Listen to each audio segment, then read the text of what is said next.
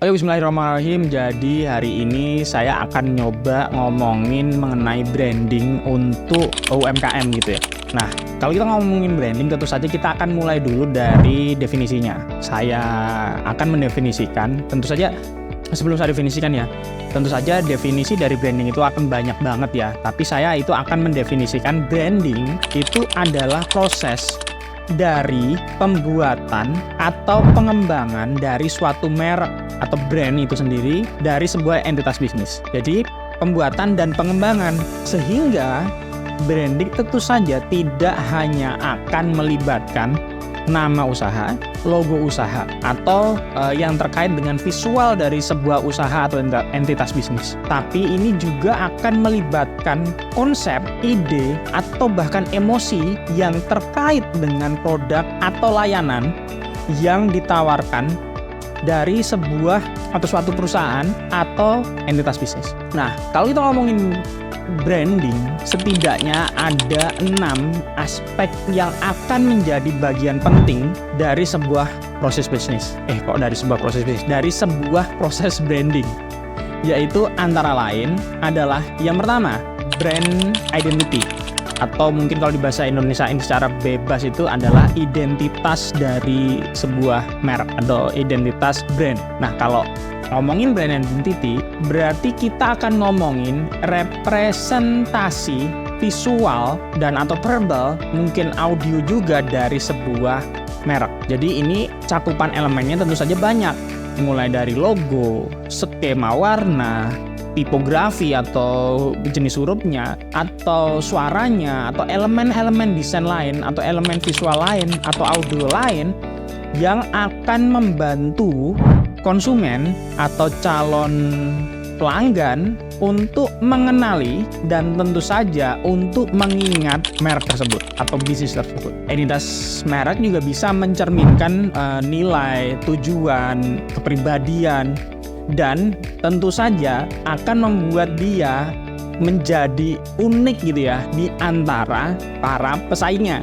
Jadi di antara para pesaingnya atau bisnis yang menjual barang yang sama atau mirip. Pembuatan brand identity ini tentu saja harus konsisten, dan kalau dia konsisten itu akan membantu banget menarik pelanggan atau membangun kesadaran awareness dari dan juga reputasi dari merek itu tersendiri. Oke, itu sedikit penjelasan mengenai brand identity. Nah, yang berikutnya, aspek berikutnya adalah yang kedua adalah posisi merek, atau bahasa Inggrisnya mungkin positioning. Kalau kita ngomongin positioning, ini nih adalah cara dari sebuah bisnis atau perusahaan untuk menentukan bagaimana caranya mereka ingin dilihat oleh calon pembeli mereka, tentu saja dalam kaitannya dengan para pesaingnya, dengan para entitas bisnis yang menjual produk yang jenis. Nah, ini mencakup banyak hal, mulai dari harga. Contohnya misal kalau memang pengen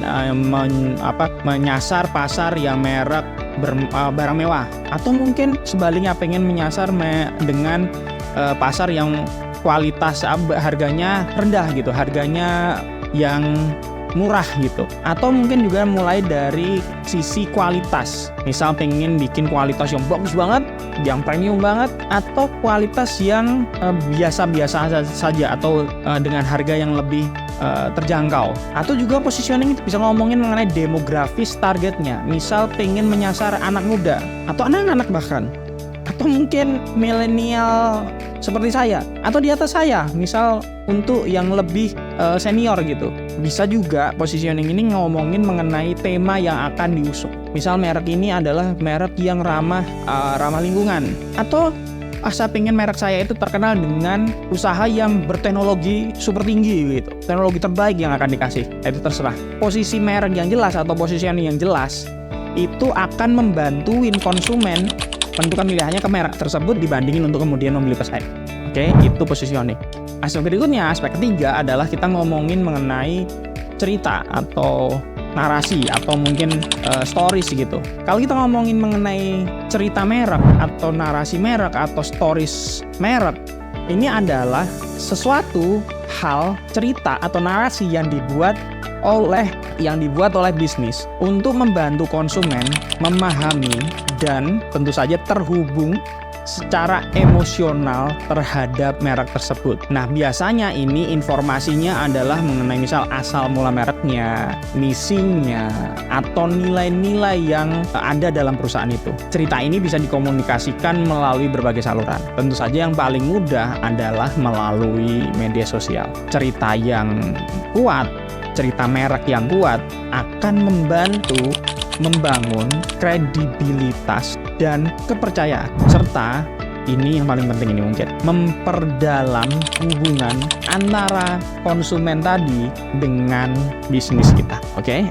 Sekarang yang keempat mengenai janji merek atau promise. Nah, kalau kita ngomongin promise, ini kalau diartikan secara sederhana adalah komitmen yang dibuat oleh merek untuk pelanggannya. Komitmen ini bisa berupa kualitas produknya, kualitas pelayanannya atau tingkat layanannya, atau kualitas pengalamannya. Maksudnya pengalaman ketika mengkonsumsi produk atau layanannya. Promise yang jelas atau janji merek yang jelas dan janji merek yang konsisten ini bantuin banget membangun kepercayaan dan loyalitas dari pelanggan kita. Tapi bukan hanya itu ya, bukan hanya kita ngomongin promise-nya saja ya. Yang lebih penting dari itu adalah bukan hanya berjanji, tapi juga memenuhi janji tersebut. Sebab kalau enggak bisa memenuhi janji tersebut, maka resiko rusaknya reputasi itu menjadi lebih besar.